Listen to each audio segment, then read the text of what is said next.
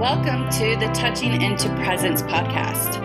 This podcast is for people who are interested in bodywork, empowerment, and somatic-based practices. I am Nikki Olson. I'm Andrew Rosenstock. We are certified Rolfers. Collectively, we're trained in various movement and bodywork therapies with an emphasis on somatic awareness and client resilience.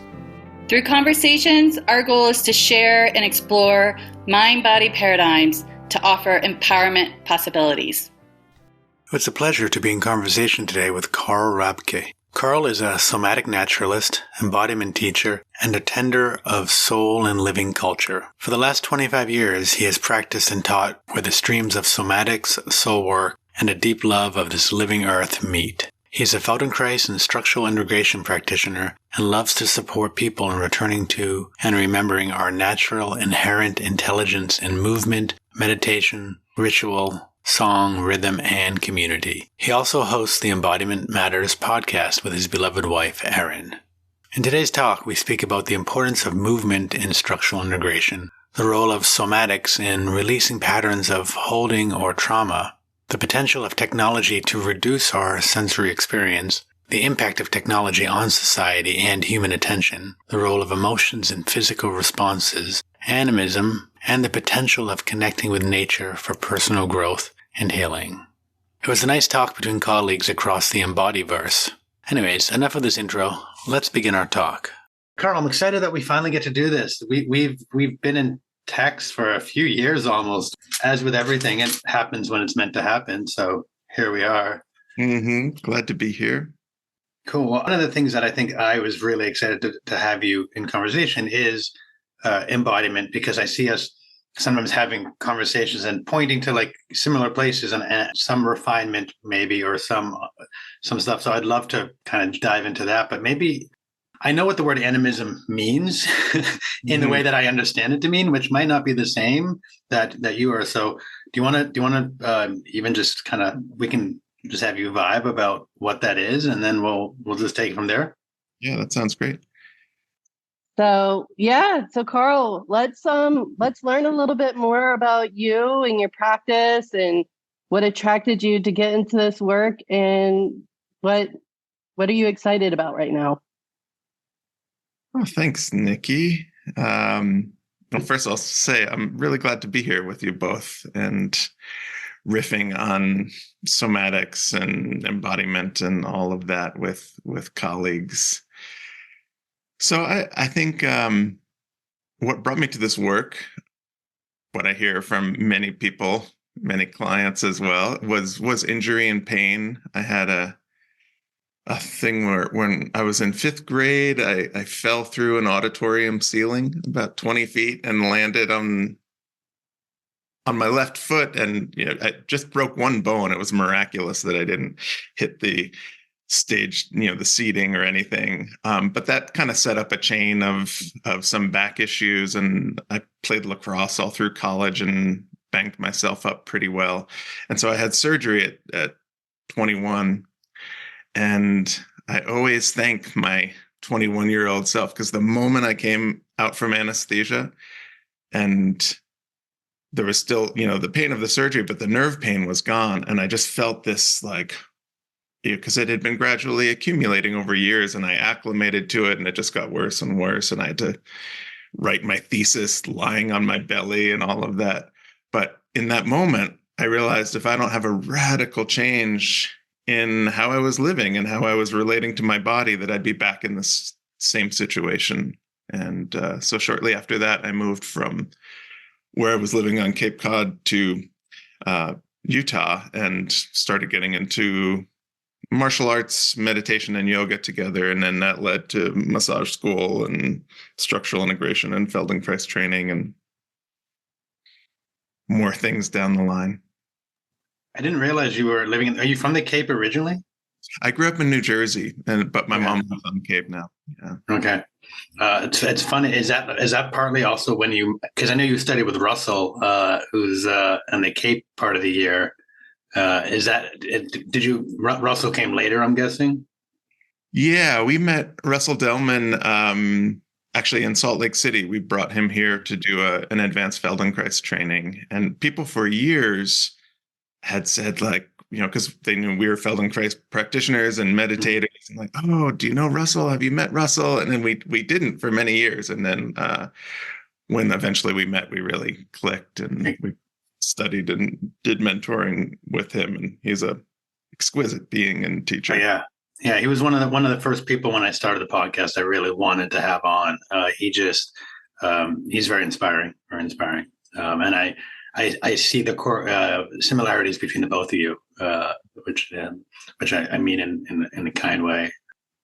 But yeah, so that's sort of let's call it the origin story. And I'm not really a comic book guy, but I have this sort of humor. I have a very strange sense of humor, and so I'll say the origin story makes me laugh because in my mind, in some way, we're kind of bizarro. And so for people who are like familiar with comic books, bizarro is like this like alternative universe.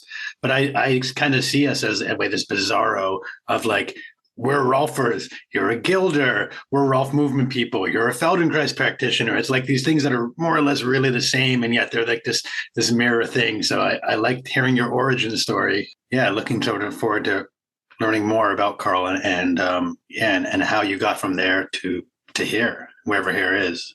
Mm-hmm.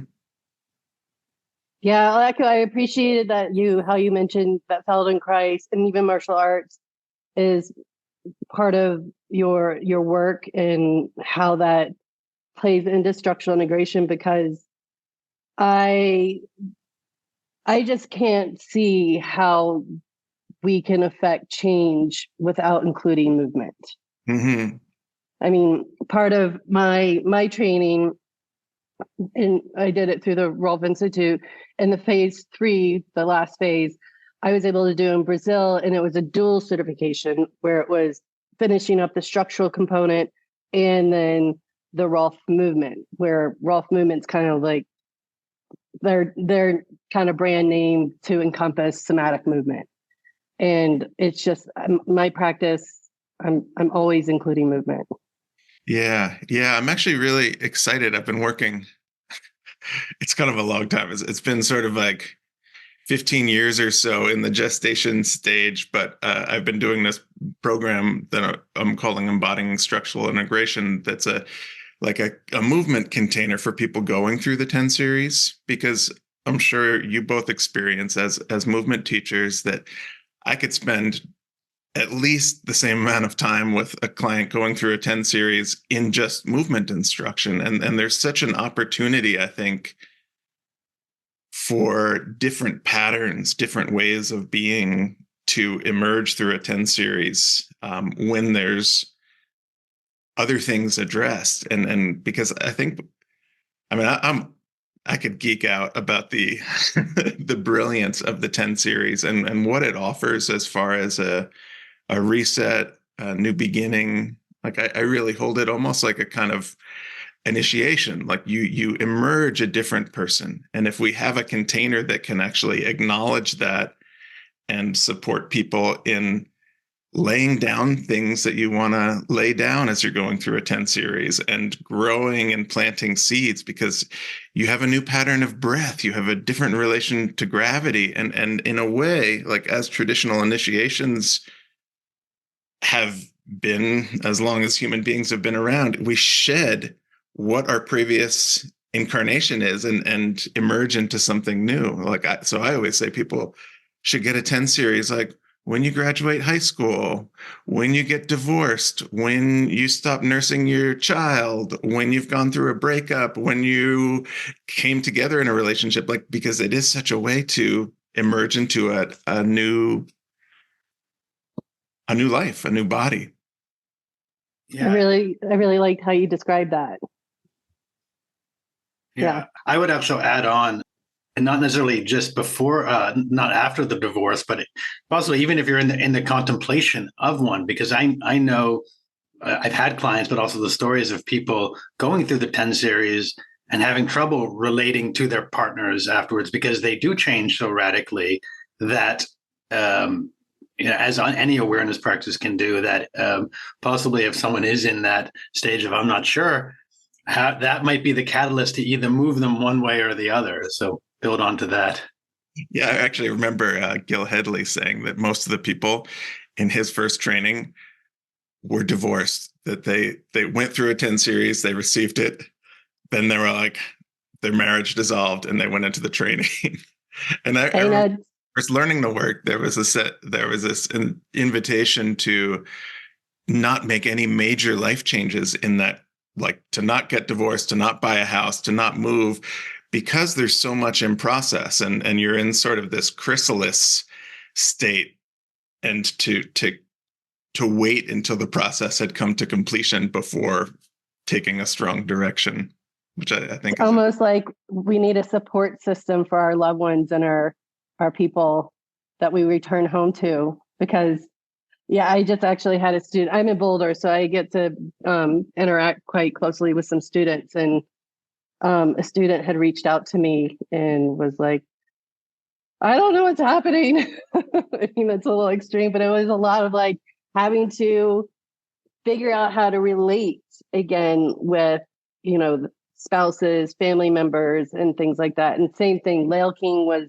one of my phase 3 instructors, and she very much echoed what we just spoke about. Is like, when you return, do not make big decisions, because you're still processing the work. You're having to figure out how to relate to your people, and they might not necessarily know what you're going through.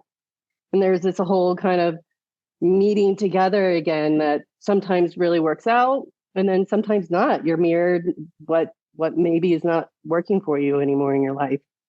Yeah, and I think hold true for any kind of path of transformation or return, that we're always adjusting within family systems and work systems and all of that. Yeah, I was going to say my first yoga training, that was like half the class either got divorced, quit their jobs, like came out, whatever. So there was, that process. I've shared this before, but Carl, I think you'll appreciate this. So I didn't study with Russell. He's been on our show, Russell Stozoff, but I took a class with people who'd taken a class with him, and they shared that he had this metaphor of when you get a fish from a carnival, and you can't just dump it into the water, you have to like slowly bring the water together. And so he had this like metaphor of, when you get home, are you still in the bag? Have you transitioned from the bag of being in this container to shifting into the other container that was there before, as you transition in that? And I really enjoy that metaphor for it. Yeah. There's one thing you kind of mentioned was, and I don't know if it's too soon, but this movement, this movement project that you've been a long time gestating in, is it at a point where you are comfortable that it is going live and you're comfortable to? It's in its like kind of last refining places. So I would imagine like probably by March or April, I'll have it open and available for people. All right. Well, people who are titillated at this point can find your link. We'll have it eventually in the links, and they can learn more, which will be fine. We're going to be a race to the finish line. Yeah, exactly. I'm also doing the same thing. So yeah, that'll be exciting. I think that's brilliant to get more out there. I did a little bit of a webinar. That's actually how Andrew and I met. Is right when the pandemic happened, I did a webinar on some movement strategies that are in theme with the 10 series. And I still get people reaching out to me, and it's even like in little small pockets on the Rolf, Dr. Ida Rolf website, that are still like, oh, I used that one thing that was so helpful. Thank you so much. And for me, mine's a little bit more for support with clients, because my clients really love homework. And now with so much being online, they're like, when are you going to have an online offering? So yeah, cool. Yeah, well, I mean, I think it is, like I said, it's such a potent opportunity to lay down patterns so we don't get pulled by the gravity of what got us into the place where we needed a 10 series in the first place.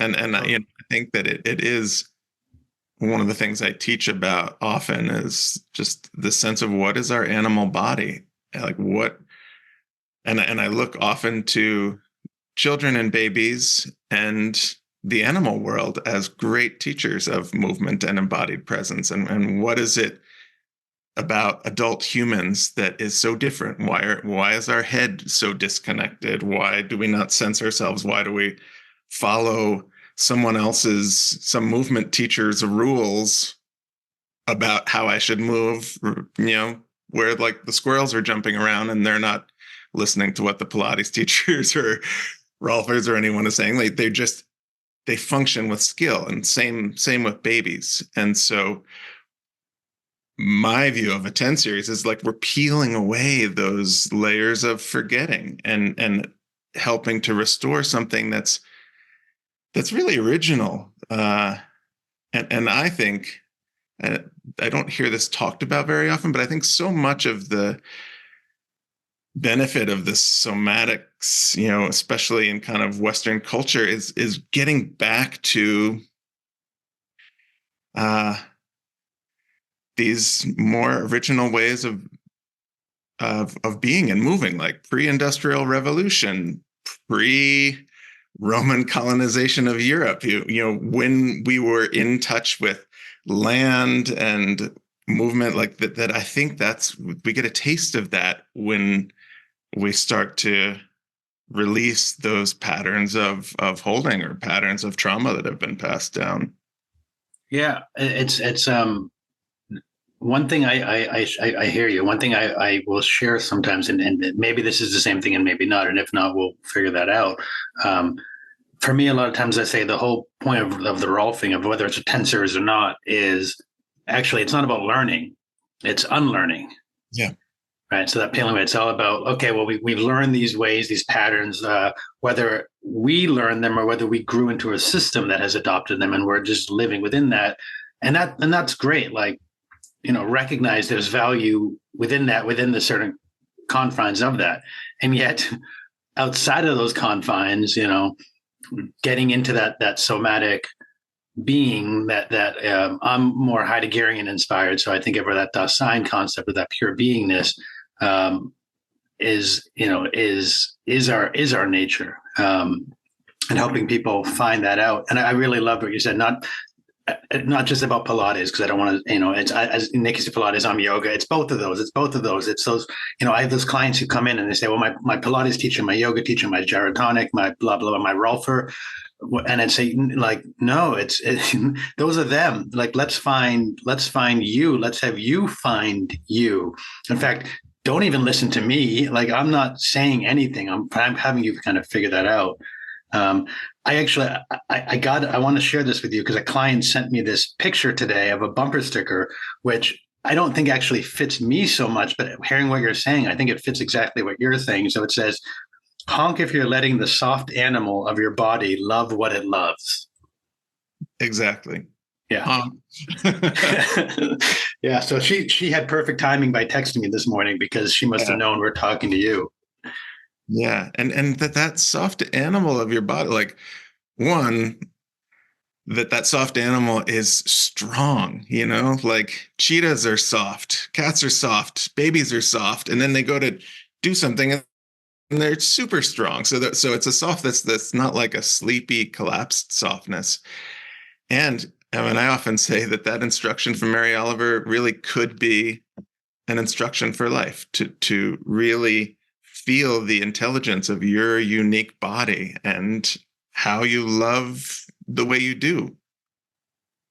Yeah, and I think it's as a mom of kind of two young kids, raising them, my kids are elementary age, and we're in like this confliction of, yes, returning to, more primal, authentic movement, but we're in a very modern world and kind of holding these two. I mean, technology and the way we're evolving, it's just going to keep on going at a rapid pace. I mean, there's no return necessarily. And it's, for me, it's always kind of like, how do we be in a healthy relationship with it? And I was hanging out with some artist friends yesterday, and one of the friends is, I guess Apple's coming up with this new like virtual reality thing where you're like a little bit more embodied with your person. And we're having this conversation. I'm like, wow, that's like really, really AI. And where does that play in embodiment? But then I'm also seeing the advantage of it of, my kid's totally good and healthy, but he was in NICU for a little while. And so I had to walk through the NICU ward to see him and breastfeed and everything. And it was gut wrenching because I was walking by children who were years old and have not left the hospital bed. And while we were talking, that like came to mind. I was like, well, those little goggle things would be amazing for some of these kids who might not have a chance to get out in the world. Because I was also then using the example, I have a mom who is not exactly high mobile, and she really wants to see the Great Sand Dunes. And I was like racking my brain, like, how can I get her there? And it was like going to be like a long drive only for her to really step in the parking lot.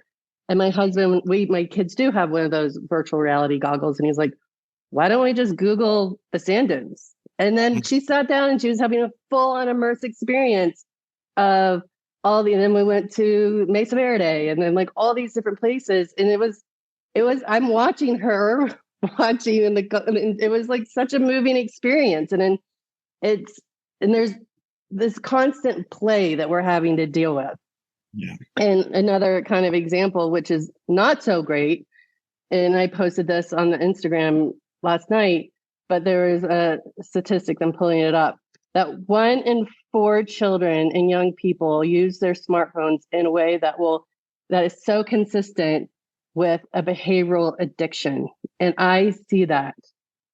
You might have a almost 10-year-old, and some of these kids, again, it's like, I see why I'm having to think about this, like where it would be useful for safety, knowing where they are, letting the leash out a little bit, but not completely.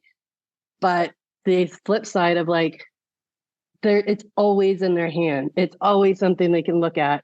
And it's a tricky thing. And I have, again, know some people who that phone is always in their hand. Yeah. Yeah. I mean, and I would say not just kids for sure. I mean, No. I'm so grateful that I'm 51 now. And so I made it into my adult life before having a personal computer or a phone or anything, and had a somatic practice and had a meditation practice before all this happened. And still that sense of like, well, I should just check something. Oh, that. And so it is like, we're not going to be going backward from this, but I think it's really important to look at. I think it's the probably single most drastic attentional change of our species. Like maybe when fire came, could be close, but how much things have changed in the last 25 years compared to that long evolutionary arc in terms of movement habit, attentional habit, where our sense of self is located,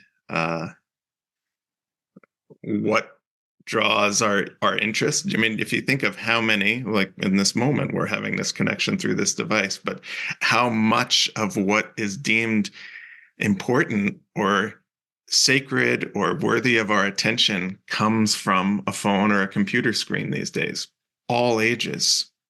And I love my friend Josh Schrei, who does the Emerald podcast. He has this line of animism is normative consciousness, that if you look at how long human beings have been here, 99.9% of our time has been in relationship with a living world where what was sacred was the earth, the plants, that our attention had to scan above us, below us, that we were able to move in relation to the ground. And like what was what was holy was all around us. And that really changes your movement patterns. If you are squatting, if you're reaching for something, if you're picking something up as living, rather than the kind of metaphor that most of us grew up with, that I'm a separate being, humans are at the pinnacle of all species of life,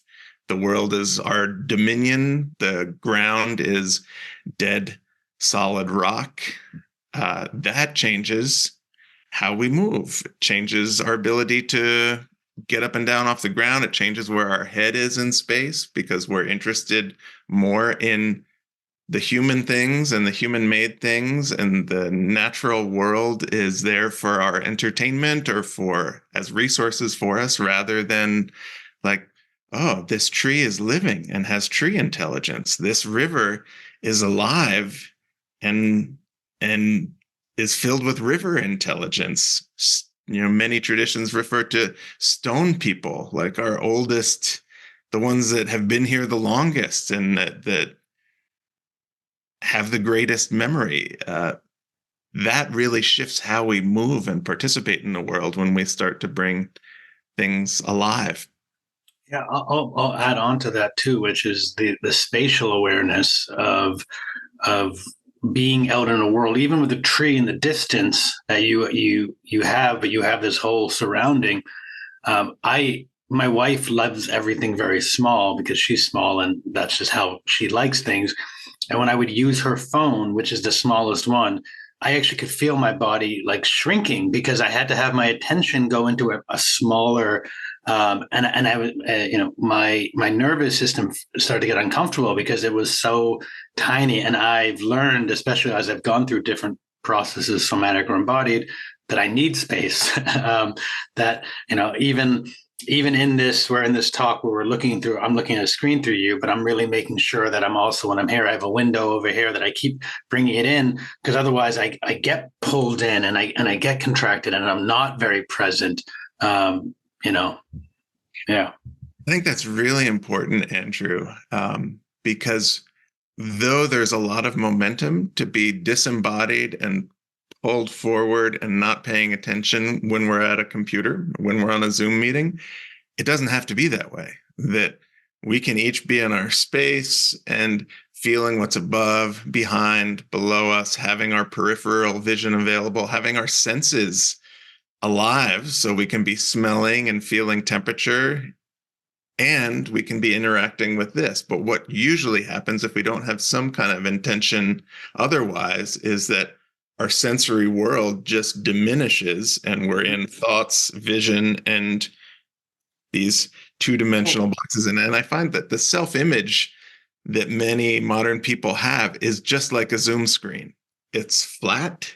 It's the upper front third of our body. It's like from sternum up front, and to sense depth, to sense inner space is so valuable because we can flatten ourselves because we interact with so many other flat beings. Yeah, and I do want to. We touched into animism a bit. I want to go there. I just want to add on. When we're doing that and we're contracting inwards into that small focal, we are constantly reaffirming to our sympathetic nervous system, stay here. And when we're not able to start to regulate it, we actually can keep putting ourselves into these states of sympathetic arousal and even into hypervigilance and not even recognize it because it just becomes the norm. It just becomes the way of doing that. That even, and this is something I hadn't thought about till now, because I generally want to keep eye contact with the people, but possibly I might start to occasionally even just kind of look away and still listen to you, but take a moment to let the whole space come in to come back just so I can meet you better. So I hadn't thought of that. I'm going to thank you for that, Carl, because this conversation has shown me that. Yeah. Beautiful.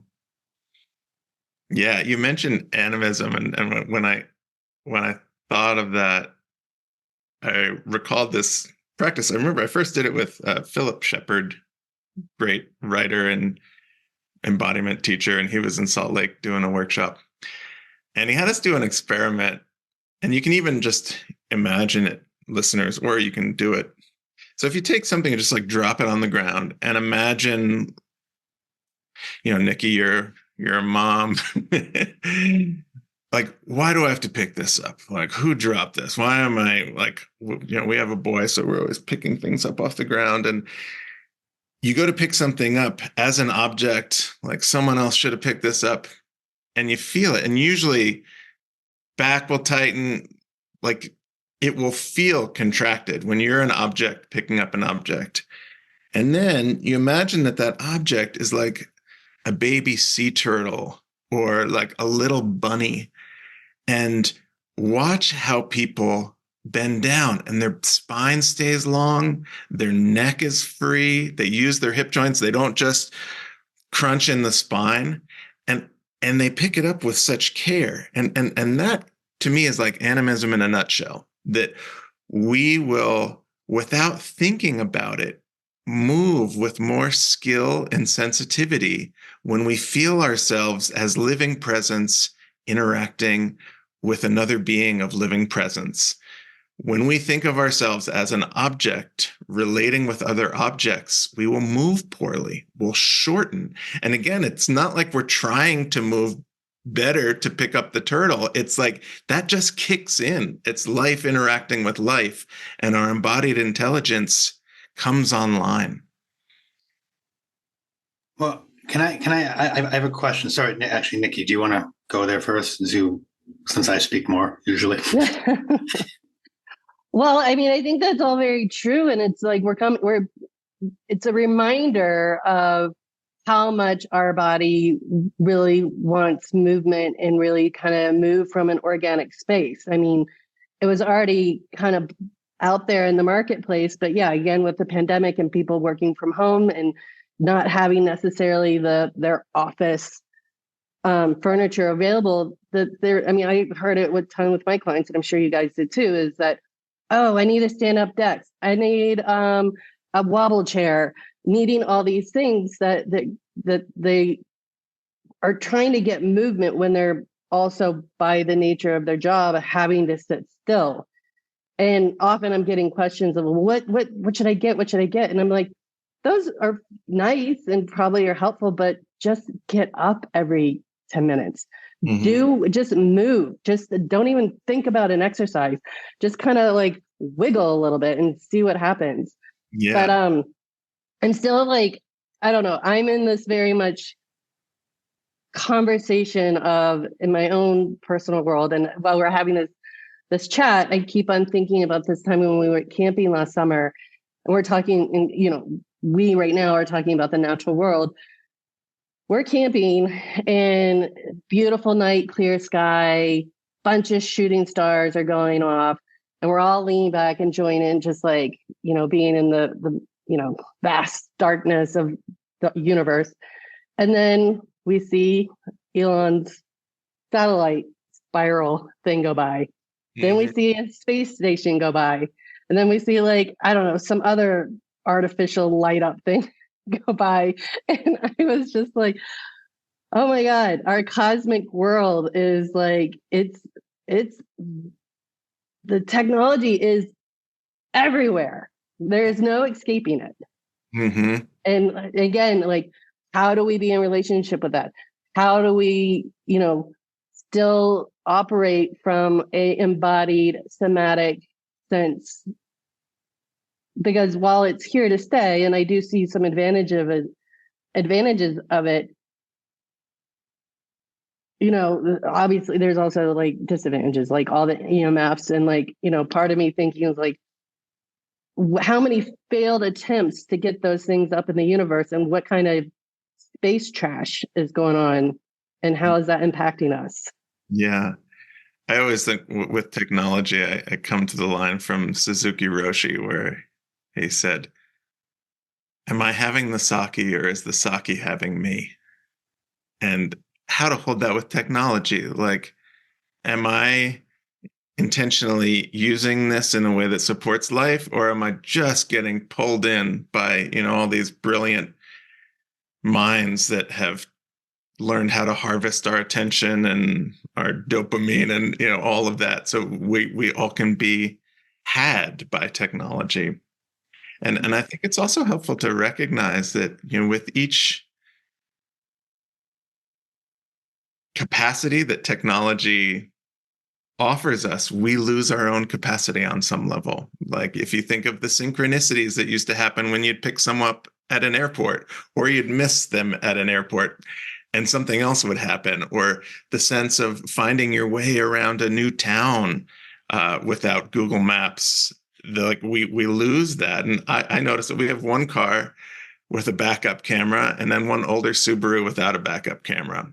And when I get in the Subaru, it's like, oh, I forget that I have to turn myself all around, and that capacity gets lost. It's a little harder. I'm okay to give that capacity up, just for the record. I do. I love the blind spot and that, but I think it's an example of each time we lose a little bit and lose a little bit, and then throw most of us out in the woods and ask us to survive for a few days, and we don't do so well. Yeah. I mean, I think a lot of technology. So my background was in tech, and so I used to be very, very pro tech entirely. And not that I'm not now, but I start to recognize technology comes not because it's better. It comes because something has been developed and somebody has said this will be helpful. And the people who say it actually may not be the best people to be leading the way, but for whatever reason, they currently have the power of the market. And so it just gets put in that way. And then constantly other people later are actually saying, well, that wasn't actually the best. And we just keep kind of rectifying it. But that's also, that's not new. That's since the dawn of time. I mean, and that's where I'm a fan of philosophy. I think that's where good philosophy comes in, is you can start to look at the principles underneath stuff and question it more. But in this current age, money is what drives the show, and so we do lose some of that. I want to go back quickly to that picking up the ball, because I think this was actually really interesting, because it mirrors something, but in a slightly different way of where I am, and maybe I'm hearing it slightly different. But for me, the aspect of picking up the ball in that way is the first meeting of it is maybe upset, right? Because there's a ball there and it shouldn't be there. And why is it there? And so that the stiffness actually comes out for me of less about object to object, although that can be there, but more about upset with things being other than we want them to be. And then so then our nervous system going into this, again, sympathetic arousal. So the back muscles get tied up and how that sort of responds. And yet with an embodiment tool, and so I don't know if I've shared this on the podcast, I've shared this with other people, like my wife has become one of my best teachers whenever I yell at her, because what I've realized is I'm not yelling at her. What I'm really doing is I'm saying, I'm really upset because you're saying something that doesn't make sense to me. And once I see that, instead of, I might tense up first, but then I say, wait a minute.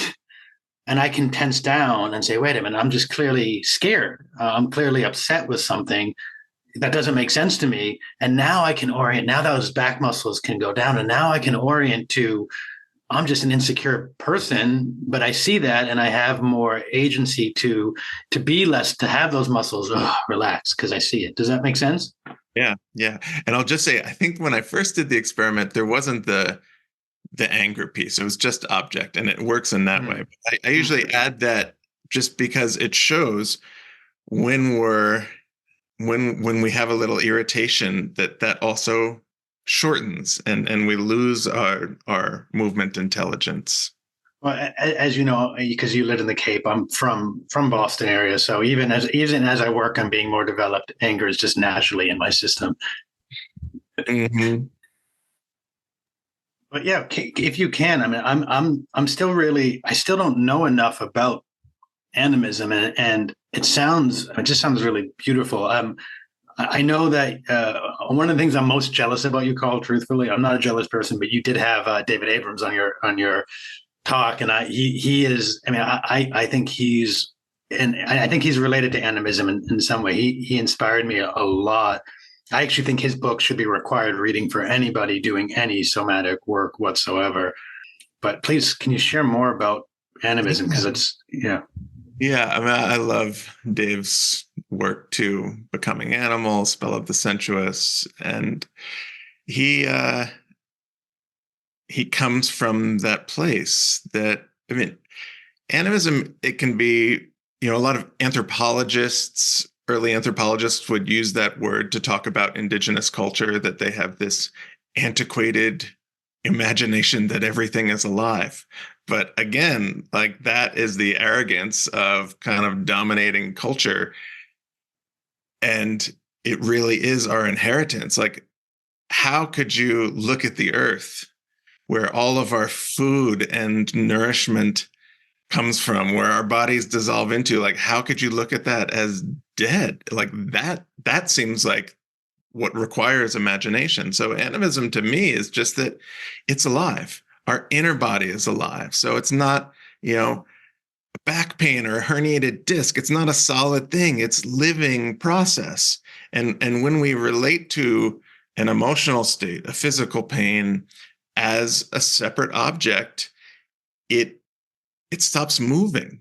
When we let it be, when we add the ing to it, when we let it be more verb like, then it's always in play. It's always in dynamic relation, always changing. So one of the things I love to teach around movement is how do we let our inner body be alive, and specifically these inner spaces of the belly and the heart and the head, and that those inner spaces are in relationship with the living world. So our movement has that quality of picking up the sea turtle, whether we're picking up a toothbrush or whether we're getting in and out of a car, that the car is living, the ground is living. When you're walking through a forest, like to act, like one of the things I'll find myself is I'll be walking and I'll just be like thinking.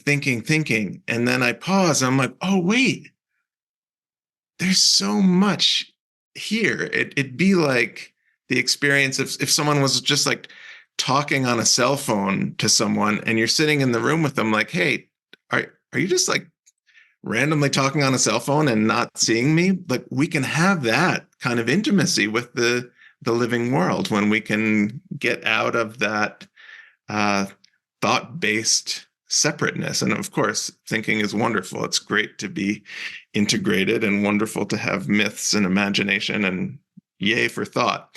But often we live, as Thich Nhat Hanh says, lost in thought, that is what is true. There's so much else that can be experienced. Yeah. Yeah, I appreciate, I hadn't really heard the word animism. And so when we were sharing ideas in the email to prepare for this, I kind of did go on a rabbit hole. And I listened to Josh Emerald's, the Emerald podcast, listened to some of his. I actually studied with his father. I did the Source Point training. But while I was reading, I kept on having these memories of moments in my life of feeling really connected into the spiritual or the energy of non-human things. And like one, for instance, was many right after college, so 20 something years ago, I was in Bali, and we were in this sacred cave, and there was this flat stone where they would lay people to die, and it was like really smooth. And we go in there, we're all holding hands, and we end up oming, and this crazy vibration came up my legs, through my body, and apparently out my hands. Because two people who were holding my hands, I barely knew them. We kind of just, we were on this kind of trip together, but essentially strangers. They felt something come through me because we crawl out of this dark cave, and I'm kind of like, oh my God, what just happened? What did I just accidentally get possessed or something? But in a good way. But I was young and like just early in my embodied training. And but it was super wild because at two separate times, those people who were holding my hands, they're like, can you share what you were experiencing? Because something very vibrational came from you, because they only felt it on the side that I was holding their hand with. And then you just gave the example with food. And we all know from mean, this has been super mainstream of like eating our live food versus our dead food. And like, it doesn't take, I mean, I think most people, how deep in their embodiment journey can kind of speak to, wow, I do feel better when I'm eating more alive food than like cardboard food. Mm-hmm. Yeah. And I just, yeah, it's such a great invitation to come back and relate to our world of an energetic component. And it doesn't have to be all woohoo and far out ideas, especially as we are evolving into more of this plasticky, artificial intelligence and technology world, that there's still a lot of ways we can relate to the living. Yeah. That's not a pulse. Yeah. One of my favorite somatic images, this one came from Russell Delman. And again, listeners, you can experience this if you're sitting or standing, is to imagine that the ground is like a giant elephant or a giant whale, like this being that just loves you so much. And the difference in how your footsteps would be, how your sit bones would receive the support of the chair, thinking that what's under you is not only alive, but loves you.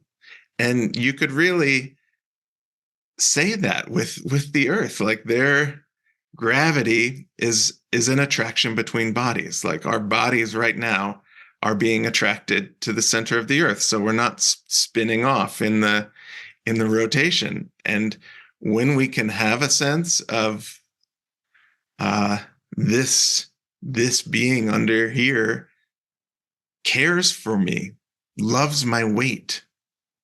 There's a beautiful line from Robin Wall Kimmerer, the author of Braiding Sweetgrass, where she says something to the effect of, when we love the earth, it evokes a sense like we want to protect and care for it and tend to it. But when we feel the earth loves us in return, it turns it from a one-way street into a sacred bond, that we can have this sense. And this is, again, has been there for much of human history, this sacred gratitude for ground, where our nourishment comes from, where our waste goes into, what our bodies would feed in our leaving them.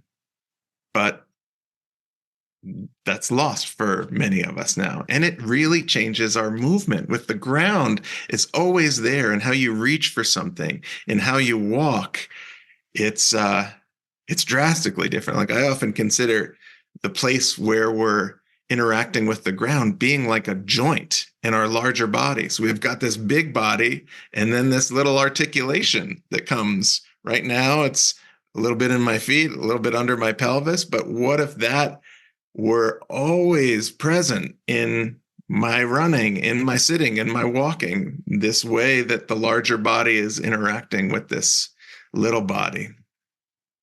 Yeah, I mean, I already changed how I was sitting just by bringing the whale. The elephant didn't actually work too well for me. I started to get bucked off, but the whale, Usually it's a large one, like 100 times the size. Yeah, but it's interesting, and it actually, the room that I'm in I had a different relation with the room I became in. I mean, and that was really, so I appreciate that. I'm going to have to play with that a bit. And there was something I was going to say before, which I think will also tie in about this, how you're saying, thinking is good. And I think that so many people, especially as they get into it, they get stuck in one camp. They discover the somatic or the animist and say, no, this is it. This is, and they miss out that you need both. But it's about where in that are we, are we too much to one side? Well, now we've lost the other. And then we're actually in a way trying to not be there, which is still just thought. Or have we lost that for whatever reason, and now we're in this cognitive cycle that we can't even see, and there isn't, just like there's no answer to the technology stuff we said, there's no real answer for this because it's so personal and it's so relational to where the people are. But I do want to just highlight that as you're saying and build on that. Yeah, thinking is great until it isn't, and embodiment is great. But if you're walking down the street and just feeling the elephant or the whale and you don't pay attention, their cars coming down, not so good. Yeah, and anything in isolation is going to be limited. And that's like, again, these three centers can be so helpful for, integrating the intelligence of our heart, the intelligence of our guts and our bones, the intelligence of our thinking mind. And, as many systems have that energetic central channel that connects them all, which I think is intimately connected to, this great somatic mystery of the line that Ida was working with. Yeah. I was thinking, this just came to mind when I was reading Michael Pollan's How to Change Your Mind. One of the common denominators I saw from all of the different healings around, fear of imminent death coming, cancers, PTSD, addiction, people describe this sense of feeling the aliveness of the world, that the plants, the trees, the space, everything was alive, and it helped people grow, and that we are not separate from that, because one of the core wounds of many modern people is this sense of a lack of belonging, not belonging to community, not having a food culture, not having connection to place and rituals, and feeling separate. And when things are alive, we're enmeshed, we're entwined in that living web. So the natural world is not something that you drive to. Like, we are the natural world. We are part of this ecosystem. Our breath is exchanging with the green world around us. And yet we hold ourselves as like, oh, I'm in my house now. I need to go out into nature. But I thought it was really fascinating across all of the different plant medicines that were described in that book. That was one thing that they all described, is this livingness. Yeah, I think you might appreciate this. I work in the Middle East a lot, and one of the biggest complaints people will say is like, "But there's just no nature here." And I say, "You've got the desert." Oh, but that's not the nature I want. I say, "Well, sure, but you have nature, and you have a human being. You have a dog. You have goats. This is nature. Camels. This is nature." But we get so wrapped up into these ideas of what we don't have, of what we want.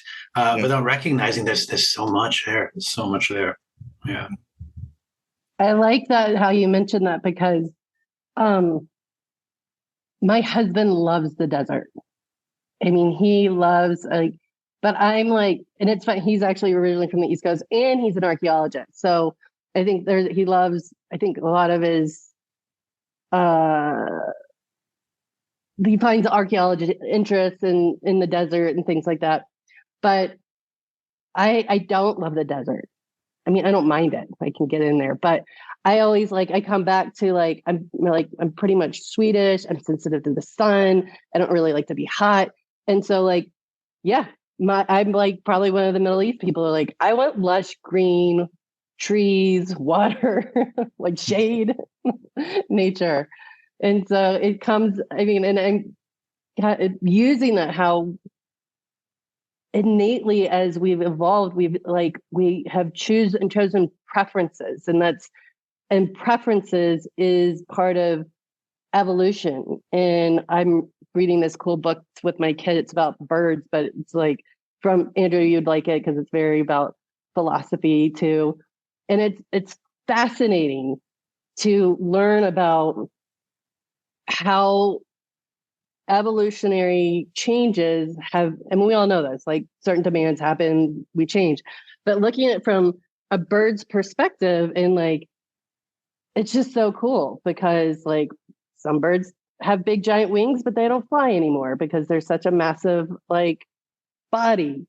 And so while I read it, I'm always it kind of in my mind, it's threading structural integrative principles of how the human body have changed by preferences. Some preferences are super serving, and some, well, again, when in my basic training, one of the things that my biggest kind of takeaway was often the things that serve us are also very limiting. And we can think about that from very serving to have a job that keeps you at the desk.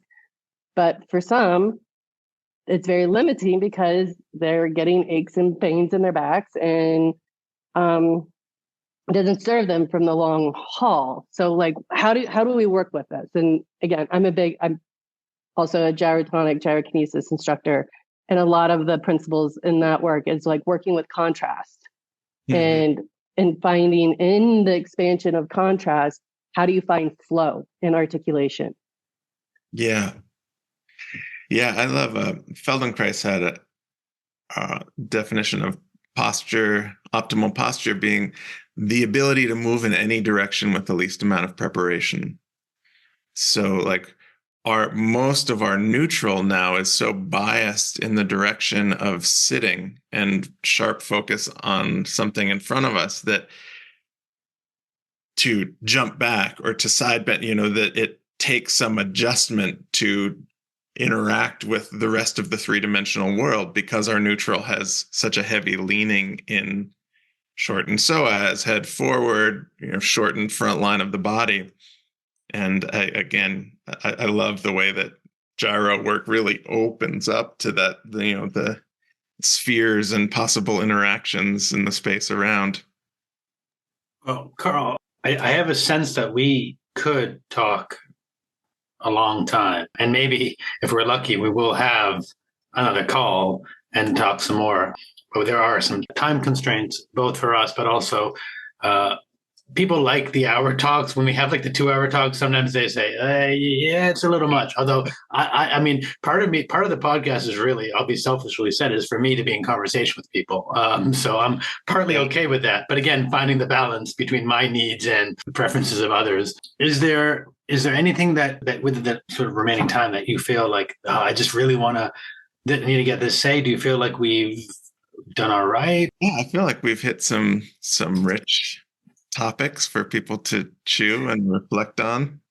Yeah, in some ways we've done so much and it's really just the beginning, but I guess that's how it always kind of is. How for people to find you, we'll put a link in it, but we'll just share it here. What's the best way for people to?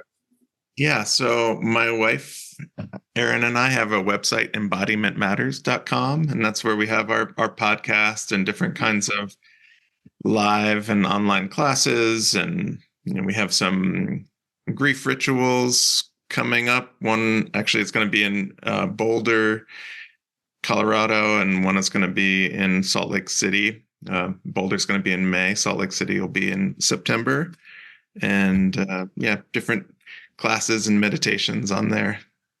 Carl, thanks for finally getting this to happen. And again, hopefully we'll get a call at some other point. But I've really enjoyed it, and I'm glad to. We've been in so many text dialogues. I'm glad to actually have this person to person. It's been really great for me. Yeah, me as well, Andrew and Nikki. It was wonderful to meet you, and it'd be fun to talk again. Likewise, this was fun. Have a great day out there, Carl, and we'll see you on the interwebs. Okay, thanks so much. Thanks for listening to us at Touching Into Presence. We hope you enjoyed today's conversation. You can find out more about Carl at embodimentmatters.com/about-Carl. If you enjoyed today's episode, we'd appreciate it if you'd leave a positive review of the podcast and subscribe to it through the platform of your choice. When you do this, it really helps others find us, and we greatly appreciate your support. We look forward to hearing back from you and seeing you on our next conversation at Touching Into Presence. Bye for now.